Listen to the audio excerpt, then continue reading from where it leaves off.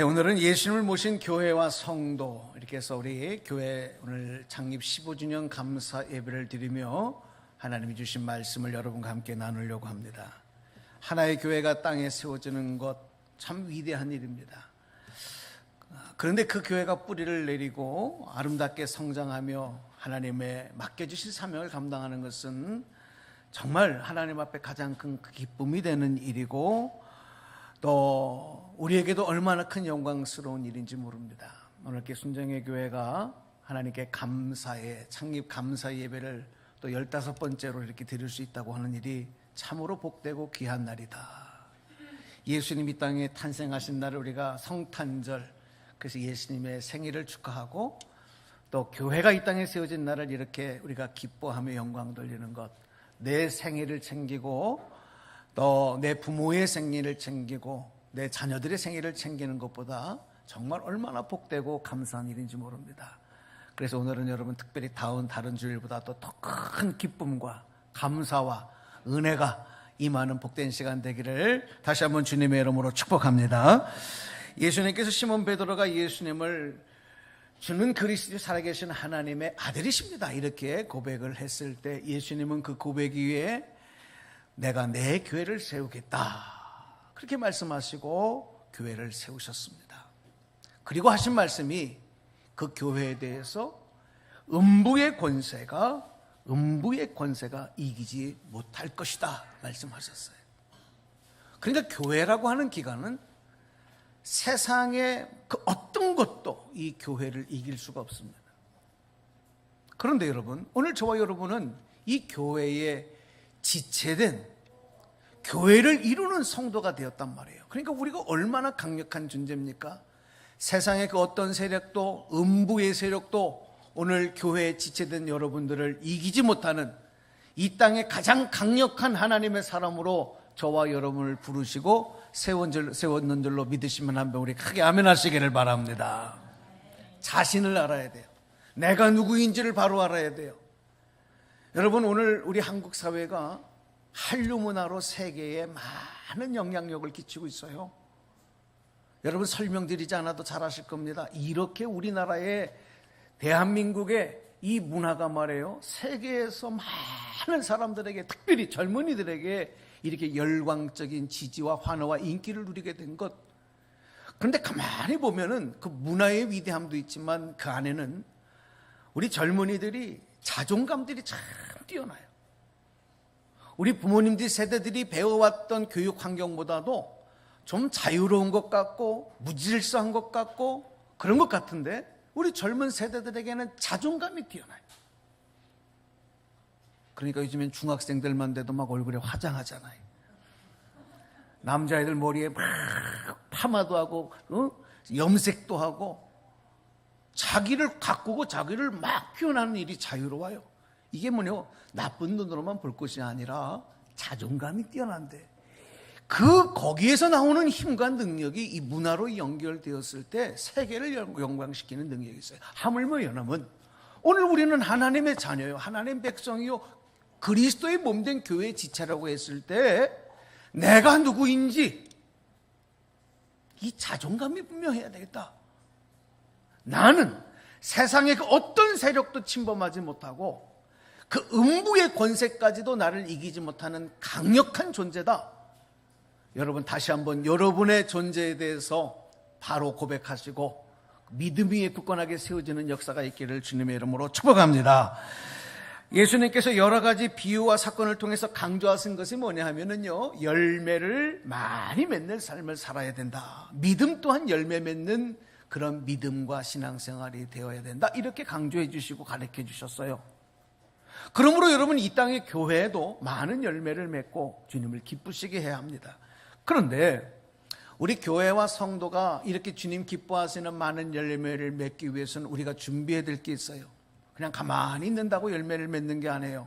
우리 편에서 준비해야 될 것이 있어요. 그것이 바로 예수님의 씨 뿌리는 비유를 통해서 우리가 확인할 수 있는 것인데 세 가지로만 정리해 드리겠습니다. 첫 번째 한번 읽어보겠습니다. 시작.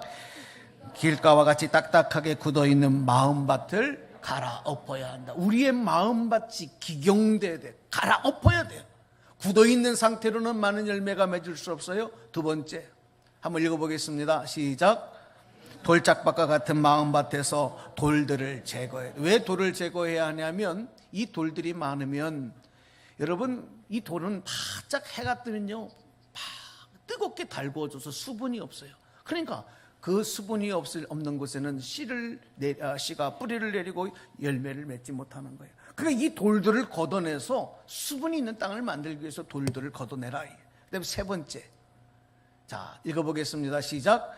성장을 방해하는 요소들을 제거해야 합니다. 이 시대 교회가 교회되게 하고 성도가 되게 하는 것을 방해하는, 그 예수님의 비유에는 이것이 가시떨기라 그랬어요. 가시떨기. 이 가시떨기를 제거해야 돼요. 이 방해 요소들을 제거하고 과감하게 잘라버리지 않으면 열매를 맺는 일에 방해를 얻어요. 저는 우리 교회가, 우리 성도들이 이 하나님께서 더 많은 열매를 맺으라고 주신 이 사명을 감당하기 위해서 바로 오늘 이 세 가지, 우리의 딱딱하게 굳어져 있는 강팍해져가는 우리의 심령 마음밭을 성령의 능력으로 갈아엎어야 하고, 두 번째, 하나님의 말씀이 깊이 뿌리 내리지 못하도록 방해하는 세상적인 요소들, 이 돌들을 제거해야 돼. 인간적인 자기중심적인 생각 제거해야 돼. 그리고 방해 요소인 가시떨기들을 잘라내고 그리고 걷어내야 되는 것입니다. 지난주에도 예수님의 교회라고 하는 제목으로 교회론에 대한 말씀을 드렸습니다. 예수님을 모신 교회는 어떤 모습이 되어야 되느냐, 또 예수님을 모시고 살아가는 성도들의 모습은 어떻게 되어야 될까. 오늘 다시 한번 짧은 시간이지만 여러분과 함께 고민하며 말씀을 상고하기를 바랍니다. 자, 오늘 본문 말씀을 잠깐 보시겠는데요, 오늘 본문 말씀에 보시면 이런 내용이 기록이 되고 있어요. 예수님께서 바리새인이었던 시몬, 오늘 성경에 그렇게 소개가 돼요. 바리새인이었던 시몬이 예수님을 식사 초대를 합니다. 그래서 예수님이 그 집에 가서 지금 초대를 받아 가신 거예요. 그런데 이 일이 당시의 상황으로는 아주 평범하지 않는 아주 이례적인 사건이에요. 바리새인이 예수님을 초청해서 식사 초대를 해서 예수님이 그 집에 가셨다.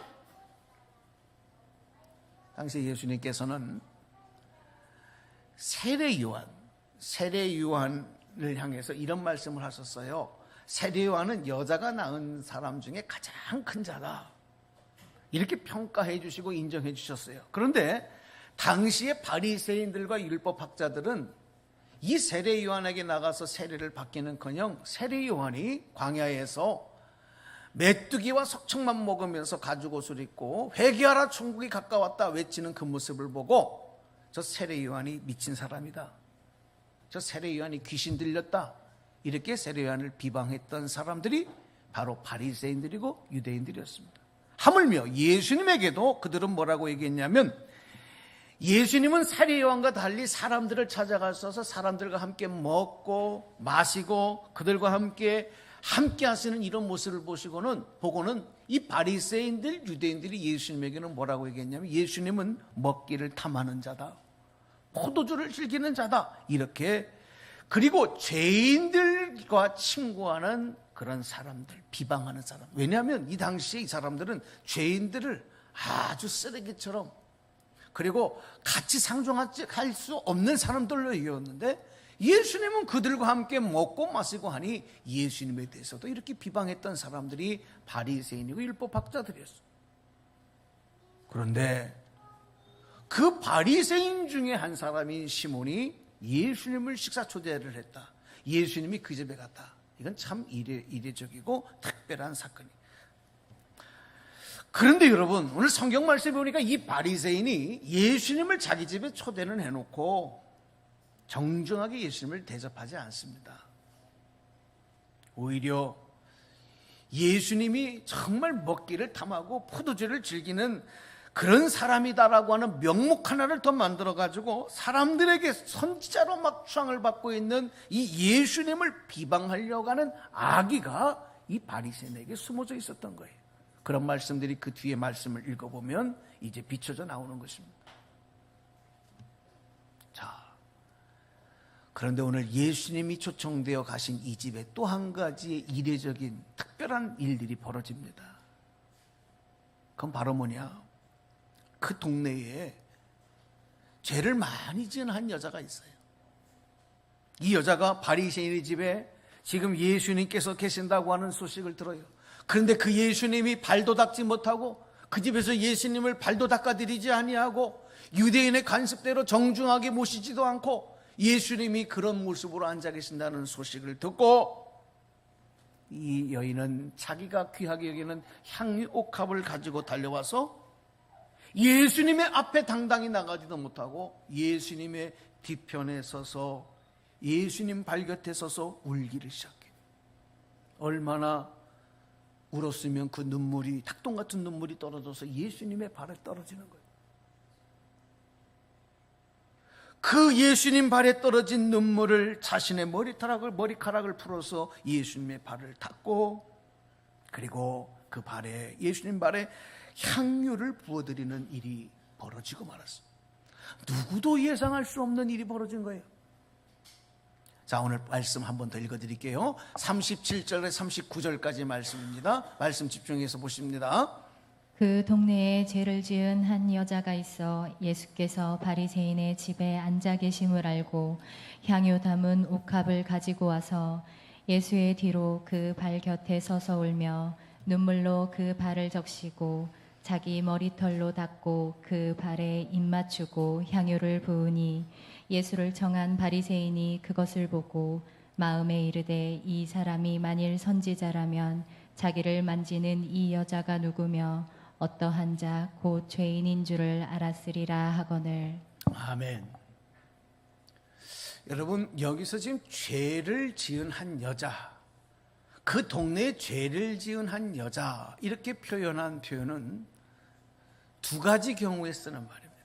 뭐냐면 간음한 여인, 또 몸을 파는 창녀, 그런 경우에 이 단어를 써요. 죄를 많이 지은 여자다. 지금 이 집에 정말 나는 의인이다. 나는 아브라함의 자손이다. 나는 하나님을 가장 잘 믿는 사람이다. 라고 자부하고 있는 이 바리새인의 집에 바로 이 바리새인과 함께 정반대의 당시에는 정말 개보다도 더 인간 취급받지 못하고 사람 취급받지 못했던 몸 파는 창녀가 함께 머물게 되는, 예수님과 함께 머무는 상황이 연출되고 있는 거예요. 그런데 이 두 사람이 예수님을 대하는 모습이 완전히 달라요. 한 사람은 예수님을 정중히 대접하지 않습니다. 예수님을 무시합니다. 악의를 품고 있습니다. 또 한 사람은 그 예수님 앞에 회개의 눈물, 감사의 눈물을 흘리며 자기의 가장 귀한 것을 예수님 발 앞에 부어드리는 이 놀라운 정반대의 상황이 펼쳐지고 있는 것입니다. 여러분, 성경은 오늘 이 장면을 우리에게 보여주시고 이 두 사람, 이 바리새인과 이 죄 많은 여인을 통해서 이 행동을, 저들의 마음을 비교하시면서 오늘 우리에게 무엇을 말씀하시려고 하는 것일까? 그것입니다. 그렇습니다. 성경은 우리에게 말씀하고 있는 게 뭐냐면 우리 모두는, 사람들은 죄인이라고 말씀하고 있고요. 그러나 그 죄인들 중에는 예수님을 모신 사람 중에도 자신의 죄인됨을 깨달은 사람이 있는가 하면 깨닫지 못한 사람이 있고, 죄인됨을 모르는 사람들 중에서도 자신의 의인의 교만, 죄인의 겸손을 깨닫기를 진정으로 바라시는 주님의 마음, 바로 그런 마음들이 오늘 이 장면 속에 기록이 되고 있는 것입니다. 여러분, 예수님을 모신 교회, 예수님을 내 삶의, 내 생명의 주인으로 모신 우리 성도들의 그 심령, 자, 오늘 여러분에게 질문하겠습니다. 오늘 지금 여러분은 이 장면 속에서 나는 바리새인인가? 아니면 나는 죄 많은 여인의 모습인가? 내가 주님을 대하고 주님께 고백하고 지금 신앙생활하고 있는 지금 내 모습이 바리새인의 모습인가? 아니면 죄 많은 여인의 모습인가? 성경은 오늘 우리에게 이런 질문을 던지고 있는 겁니다. 오늘 우리 교회가 창립 15주년을 맞이하는데 주님은 우리 교회에게 순종의 교회, 이 교회가 바리새인의 모습이냐 아니면 죄 많은 여인의 모습이냐? 여러분, 많은 교회들이 십자가를 걸고 우리 교회가 최고의 좋은 교회라고 말합니다. 성도들이 그곳에 모여 하나님께 예배를 드리고 기도를 합니다. 그러나 그들의 심령 안에는 바리새인처럼 예수님을 무시하고 자기 생각대로 판단하고 행동해요. 그리고 자기들과 같지 아니한 사람들이 혹시라도 그 교회 일원이라도 된다면 그들을 무시합니다. 불쾌하게 생각합니다. 교제하지도 않습니다. 그리고 만약에 그들이 예수님을 향해서 정말 뜨거운 사랑을 가지고 헌신하는 모습이라도 본다면 그런 모습에 대해서 불만으로 여기고 자신들의 생각과 자기들의 행동만 의롭다고 생각하는 그런 교회, 그런 성도들이 얼마나 많은지 몰라요. 여러분, 이게 바로 뭐냐? 한번 저를 다 따라서 해보십시오. 영적 교만. 자신이 영적으로 얼마나 교만해져 있는지, 우리 교회가 내 심령이, 내 신앙생활이 얼마나 영적으로 교만해 있는지를 모르는 거예요. 바리새인 시몬은 이 창녀가, 몸 파는 여인이 자기 집에 들어오는 것조차도 싫었어요. 왜냐하면 부정한 여인이기 때문에. 그녀가 예수님께 하는 행동도 이해가 되지 않았어요. 또 예수님에 대해서도 저런 죄인이 자신의 몸을 만지는데도, 손을 대는데도 가만히 그대로 내버려 두시는 예수님에 대해서도 이해가 되지 않았어요. 그리고 그 사람은 그렇게 단정합니다. 저 여인이 얼마나 큰 죄를 지은 여인지를 만약에 아셨더라면 저런 행동을 하지 않았을 텐데, 그걸 모르니까 가만히 내버려 두신 거야. 그러니까 저분은 선지자가 아닐 거야. 아니야. 예수님에 대해서도 단정해버리고 말았습니다. 그런데 예수님은 우리 중심을 보시잖아요. 이 바리새인 시몬의 마음을 아십니다. 그리고 이런 질문을 던지셨어요. 자, 오늘 본문 이후에 기록된 말씀인데 누가복음 7장 41절에서 43절 말씀을 읽어드리겠습니다. 말씀 보십니다. 예. 이르시되 빚 주는 사람에게 빚진 자가 둘이 있어 하나는 500데나리온을 졌고 하나는 50데나리온을 졌는데 갚을 것이 없으므로 둘 다 탕감하여 주었으니 둘 중에 누가 그를 더 사랑하겠느냐? 시몬이 대답하여 이르되 내 생각에는 많이 탕감함을 받은 자니이다. 이르시되 내 판단이 옳다 하시고. 아멘. 예수님이 이 바리새인 시몬에게 하신 말씀이 이거예요. 이 데나리온이라고 하는 것은 노동자의 하루 품삯을 얘기하는 로마의 화폐 단위인데, 500일치의 품삯을 빚진 자와 50일치의 품삯을 빚진 자 두 사람이 다 빚을 갚을 수 없으니 그 빚을 다 탕감을 해줬습니다. 그러면 이 두 사람 중에 누가 더 감사한 마음을 갖겠느냐? 당연히 빚을 더 많이 진 사람이 감사한 마음을 가질 것입니다. 바리새인 시몬은 그 질문을 듣고 그렇게 얘기했어요. 그랬더니 예수님이 맞다. 네 판단이 생각이 옳다. 여러분, 지금 바리새인 시몬은요, 이성적으로나 경험적으로는 옳고 그른 것이 뭔지를 알아요. 그러나 문제는 영적으로는 깨닫지 못하고 있어요. 예수님이 던지신 이 질문이 영적으로 지금 무엇을 깨닫게 하시고 무엇을 말씀하게 하시는지를 몰라요. 그러니까 세상적으로 IQ가 좋고 좋은 대학을 나오고 학벌이 좋고 많은 것을 안다고 해서 영적인 것을 다 깨닫는 것이 아닌 거예요.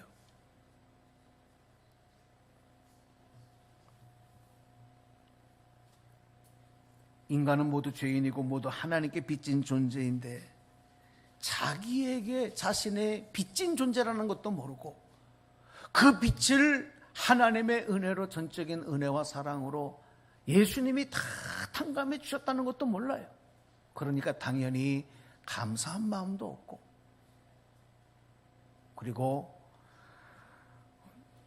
주님을 사랑하는 마음도 생기지 않는 거죠. 그러니까 영적으로 깨닫지 못하면 하나님을 사랑할 수 없고 감사한 삶을 살아갈 수 없다는 거예요. 당연함으로 하는 거예요. 내가 수고했으니까, 내가 잘 살았으니까 나는 당연히 이런 복을 누릴 자격이 있는 거야. 누리는 거야. 그걸 감사로, 은혜로 고백할 수 없다는 것입니다.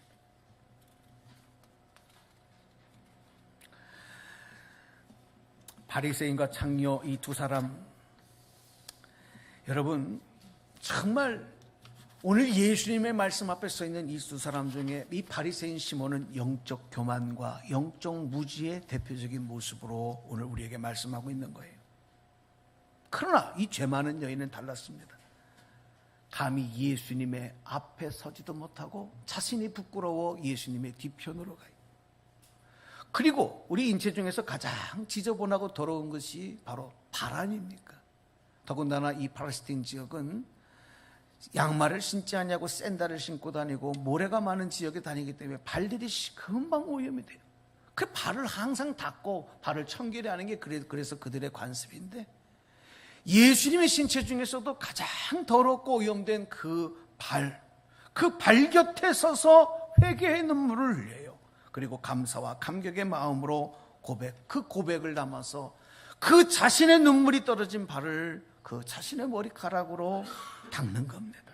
그리고 그 발에 입을 맞춥니다. 그리고 자기의 가장 귀한 것을 그 발에 쏟아 부어 드린 겁니다. 이 말은 무슨 얘기예요? 그만큼 예수님에 대한 감사, 예수님에 대한 그 은혜에 대한 감격스러운 마음, 그리고 그 주님을 사랑하는 그 마음이 이 여인의 행동에 잘 나타나고 있는 거예요. 그러므로 여러분, 이 여인의 향유옥합을 예수님 발 앞에 쏟아부은 이 여인의 행동은 바로 그녀의 신앙 고백적인 행동이었던 것입니다.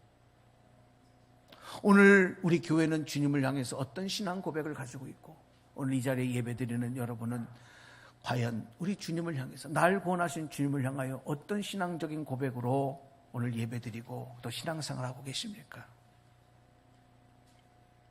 예수님은 이 두 사람 중에 바로 이 죄 많은 여인을 향해서 이 여인의 고백과 헌신과 감사의 표현을 칭찬해 주시고 인정해 주시고 구원을 선포하셨다는 사실에 우리는 주목해야 됩니다. 오늘 이 말씀 읽어드리고 말씀을 맺으려고 합니다. 자, 누가복음 7장 47절에서 50절 말씀입니다. 이러므로 내가 내게 말하노니 그의 많은 죄가 사하여졌도다. 이는 그의 사랑함이 많음이라. 사함을 받은 일이 적은 자는 적게 사랑하느니라. 이에 여자에게 이르되 내 죄 사함을 받았느니라 하시니 함께 앉아있는 자들이 속으로 말하되 이가 누구이기에 죄도 사하는가 하더라. 예수께서 여자에게 이르시되 내 믿음이 너를 구원하였으니 평안히 가라 하시니라. 아멘. 예수님의 은혜를 진심으로 깨닫고 예수님에 대한 진심의 사랑의 마음을 가진 이 여인에게는 더 이상 예수님과 나와의 관계가 어떤 경제적인 가치로 계산되지 않는 관계다. 자신의 가장 소중한 것을 예수님을 위하여 드려도 아깝지 아니하다. 왜? 예수님이 가장 귀한 생명을 나를 위해 주실 것을 그녀는 이미 깨닫고 알았기 때문에. 받은 사랑이 큰 것만큼 주님을 더 사랑한다고 하는 예수님의 질문에 대답한 바리새인 시몬의 옳다신 말씀, 오늘 결론의 말씀으로 이런 고백을 하고 말씀을 마치려고 합니다. 여러분, 내가 하나님으로부터 부름받아 자녀가 되고 이렇게 목사가 되고 권사가 되고 집사가 되고 성도로서 이렇게 하나님의 사명을 감당할 때 내가 받은 사랑이 얼마나 큰 사랑이냐, 내가 받은 은혜가 얼마나 큰 은혜냐를 깨닫는 은혜가 우리에게 임할 때 우리는 그 마음으로 주님을 더 사랑할 수 있는 고백으로 나가요. 우리 순정의 교회가 창립 15주년을 맞으면서 정말 하나님 앞에 감사와 고백을 하지 않을 수 없는 것은 받은 사랑의 은혜가 너무 많았기 때문에. 물론 모든 교회들이 다 그런 은혜를 누렸지만 저희는 15년 전에 정말 무에서 맨 바닥에서 아무것도 없는 데서부터 교회가 시작됐어요. 교인도 한 사람도 없었고 돈도 하나도 없었고, 그런데 하나님이 무에서유를 이루시듯 이 교회를 하나님께서 친히 세워주시고, 그리고 귀한 성도들을 보내주시면서 교회를 든든하고 은혜로운 교회로 만들어주시며, 우리 교회를 통해서 또 얼마나 많은 하나님의 은혜와 간증을 주셨는지 몰라요. 15년의 나이가 먹다 보니까 이 교회에서 태어난 아이들이 지금 벌써 나이가 태어난 아이들의 나이가 10살이 지나가고 11살이 지나가고 그런 아이들도 있고, 얼마나 감사한지 몰라요. 또 이곳에서 처음 신앙생활했던 분들이 권사가 되고 하나님을 위해서 충성된 믿음의 생활을 하는 그런 모습들을 보면서 얼마나 감사한 열매들이다. 사랑하는 여러분, 오늘 이제 하나님께 받은 은혜를 더 깊은 사랑과 감격으로 고백하는 우리 순종의 교회로 성장하고 성숙하기를 바라고, 음부의 권세가 침범하지 못하고 넘어뜨리지 못하는 강력하게 부름받은 교회에 지체된 우리 여러분들이 더 풍성한 축복의 믿음의 열매를 맺어서 우리 하나님을 기쁘시게 하는 그 복된 역사를 위해서 더 힘차게 달려나가는 역사의 길을 주님의 이름으로 간절히 축원합니다. 축원합니다. 기도하겠습니다. 하나님 감사합니다.